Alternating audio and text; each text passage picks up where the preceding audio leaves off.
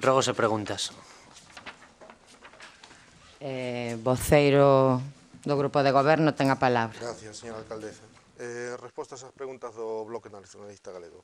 Sobre os convites aos caneiros, o Goberno Municipal convidou, entre outros, os voceiros e voceiras dos grupos parlamentarios do Parlamento de Galicia.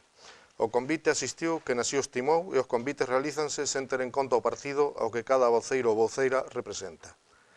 Respecto a unha posible talada no río Mendo, as actuacións que se levaron a cabo neste reito urbano da río foi a retirada de árbores caídos e que supoñían peligro. Sobre o proxecto do pasatempo e a información do peche do parque na oficina e na web de turismo, o equipo redactor ten a intención de entregar o proxecto do estanque o mércoles 24 de setembro. Sobre as queixas que citan na pregunta, trasladámosles que na oficina de turismo recibise unha queixa por escrito no buzón e que sí se dá información do peche do parque en dita oficina.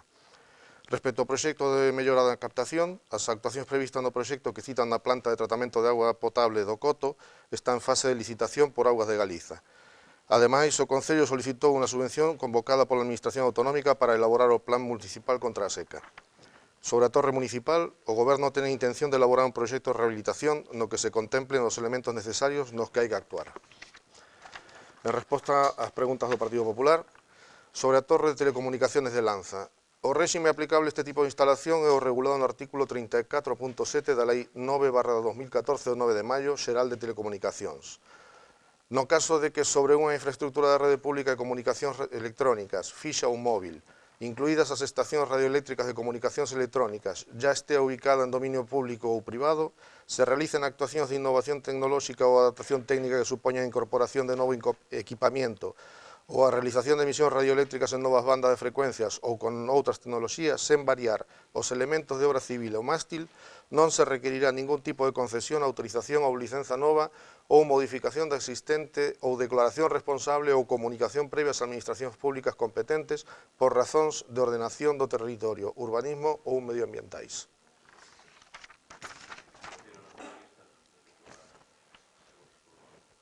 E antes de nada, unha cuestión de orden. A Lei de Bases de Réxime Local prevé que a veciñanza poida falar nun pleno despois do turno de rogos e preguntas, aínda que o regulamento de participación habilite outras canles, está por encima que a lei. Digo por si queren falar elas ao remate. Sí, pero a cuestión de orden podo facela en calquera momento, citando a lei que é na que se fundamenta, correcto.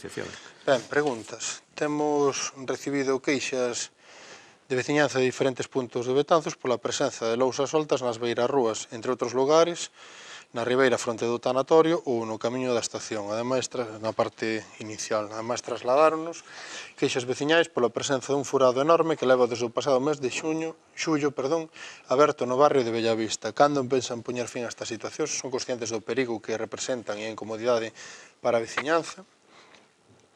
Segunda, despois de facerse público que a empresa concesionaria do Servizo de Axuda no Fogar notificou a todas as traballadoras o seu despedimento con data 31 de setembro por extinción da concesión, a pesar de que o Goberno local anunciara o contrario no pleno extraordinario pasada semana, que se vai facer? Quen se vai facer cargo do servizo a partir do día 1 de outubro e en que condicións? Falaron coa empresa concesionaria para solventar esta cuestión? Terceiro lugar, en agosto do ano 2017, desde o BNG advertíamos neste pleno do deterioro do auditorio e templete da zona nova do Parque do Pasatempo, unha zona frecuentada por familias con crianzas, co risco que isto supón a presencia de pedras soltas, ferrallas ao aire, suciedade, desperfectos nos aseos do auditorio, etc. Ao mes seguinte, respondéronos que en breve poñerían fin a estas situacións. Como van 2 anos exactos e a cousa non só non mellorou, senón que empeorou debido ao transcurso do tempo, exactamente cando pensan amañar estes desperfectos, son conscientes de que segundo pasa o tempo estes danos van a máis e a ameaza é peor. Cuarta, acaban de anunciar dentro da Semana da Mobilidade a inauguración ou posta en funcionamento dun anaco de camiño seguro escolar dende a Feira Nova até o Ceibales Villamarín, tendo presente que a maioría do alumnado do colexio vive alén do campo, para canto teñen previsto facer chegar ese camiño escolar até o campo e logo ao resto de barrios da cidade nos que reside efectivamente a poboación en idade escolar. A Corporación acordara tamén facer un camiño escolar seguro cara ao centro Paimeni. Que prazos barallan para cumprir este acordo? Teñen pensado facer cumprir o código de circulación e retirar o estacionamento indebido en riba das beirarrúas polo camiño de estación cara a este centro? E quinta e última, Hai anos que vimos demandando a retirada dos restos de barcos, madeiras podres e lixo e entullos na zona do Porto, que está nun estado lamentable. Os barcos abandonados, restos de comida, de bebida, de todo tipo de lixo, invaden as zonas de paseo e as beiras rúas. Teñen pensado actuar para garantir a limpeza desta zona e a seguridade dos que a utilizan. Pensan retirar os restos abandonados que poden ser un perigo para que as crianzas poidan pasear ou facer deporte pola zona. Mais nada. Voceiro do Partido Popular, ten a palabra. Alcaldesa. Tras recibir varias quejas por parte de vecinos de la zona Rúa Arroyo y también por parte de numerosos peregrinos que por esta zona transitan, rogamos al Gobierno municipal que lleve a cabo las gestiones necesarias para subsanar las deficiencias existentes respecto a la señalización del Camino de Santiago en este tramo y que está generando cierta confusión entre los usuarios a la hora de llegar a las inmediaciones de la glorieta ubicada entre las calles Rollo, Rosalía de Castro y Doctor Fariña.